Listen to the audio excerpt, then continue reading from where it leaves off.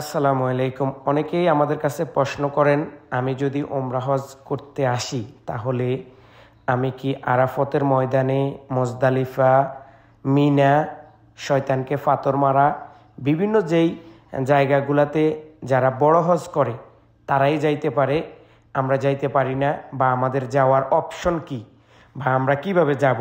তো এই বিষয় নিয়ে আজকের সম্পূর্ণ ভিডিওতে আমি সাথে আছি আব্দুল আজিম। আজকে আপনাদেরকে জানাবো আপনি ওমরা হজ করতে আসলে আপনি কি আরাফতের ময়দানে যেতে পারবেন কিনা।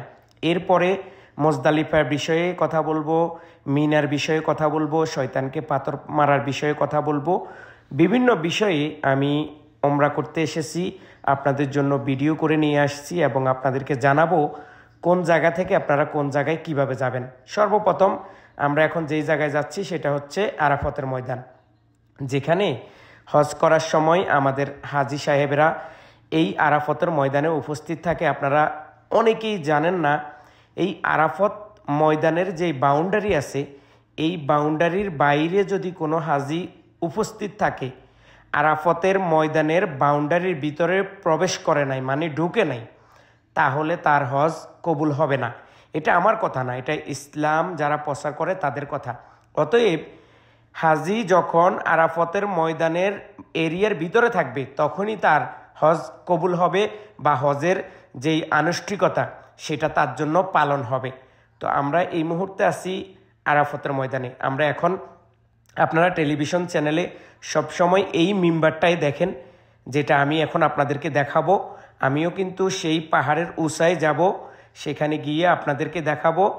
যেতে যেতে আপনাদেরকে একটি সচেতন করি, যারা মুসলমান, যারা মনে প্রাণে মুসলমান, ইসলামকে পছন্দ করেন, ইসলামকে ভালোবাসেন, তারা কখনো এই আরাফতের ময়দানে আসলে এই যে পাহাড়ের উঁচাই গিয়ে কোনো নামাজ পড়বেন না, এইখানে কলম দিয়ে কোনো কিছু লিখবেন না, কারণ এইখানে লেখা এবং নামাজ পড়া দুইটাই নিষেধ।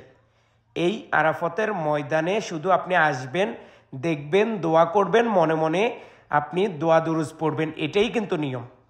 কিন্তু আমাদের দেশের বা বিভিন্ন দেশের অনেক মানুষজন এখানে আসি নামাজ আদায় করে, অনেক ধরনের অনেক কিছু লিখি রাখি, যা যে কিয়ামতের দিন এই লেখাটা তিনি দেখতে পাবেন অথবা তিনি দেখবেন, এরকম যেই বিষয়গুলো, আসলে এগুলা সম্পূর্ণ নিষেধ করা হয়েছে সৌদি আরবের ইসলামী যে স্কলারশিপ বা ইসলাম যারা প্রচার করে তারা।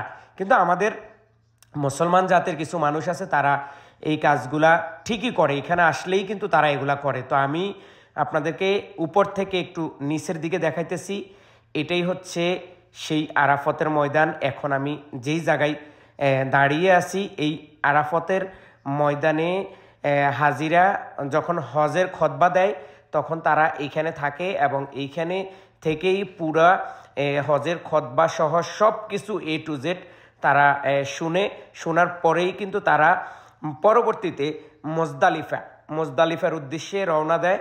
কারণ মুজদালিফা মাগরিবের নামাজ, এশার নামাজ পড়ার পরে তারা সারা রাত্র খোলা আকাশের নিচে তাদেরকে থাকতে হয়। এরপরে এই মিনাতে গিয়ে পাথর সংগ্রহ করে পাথর তাদের কাছে রাখে, পরবর্তী দিনে তারা শয়তানকে পাথর মারে। তো এই বিষয়গুলো আমি আপনাদেরকে একটু পরে আবার জানাবো আরও একটা ভিডিওতে। এখন আমরা যে আরাফতের ময়দান নিয়ে কথা বলতেছি এবং আরাফতের ময়দানের বিষয়ে আপনাদেরকে জানাইতেছি, আশা করি ভিডিওটা সম্পূর্ণ দেখলে আপনারও অনেক ভালো লাগবে, এবং আপনারা যারা অনেকেই হয়তো দেখেন না এত কাছ থেকে বা এত সুন্দর করে আমি একটা ভিডিও আপনাদের জন্য নিয়ে আসছি, যে আরাফতের ময়দানে হাজার হাজার মানুষ এখনও যারা ওমরা করতে আসতেছে তারা দেখতেছে, এবং যারা বড় হজ করার জন্য ছিল এখানে তারপরও তাদের মন চাইতেছে আরাফতের ময়দানে আবারও এখন খোলামেলা কীরকম থাকে, কি অবস্থা, সেটা দেখার জন্য হাজার হাজার মানুষ কিন্তু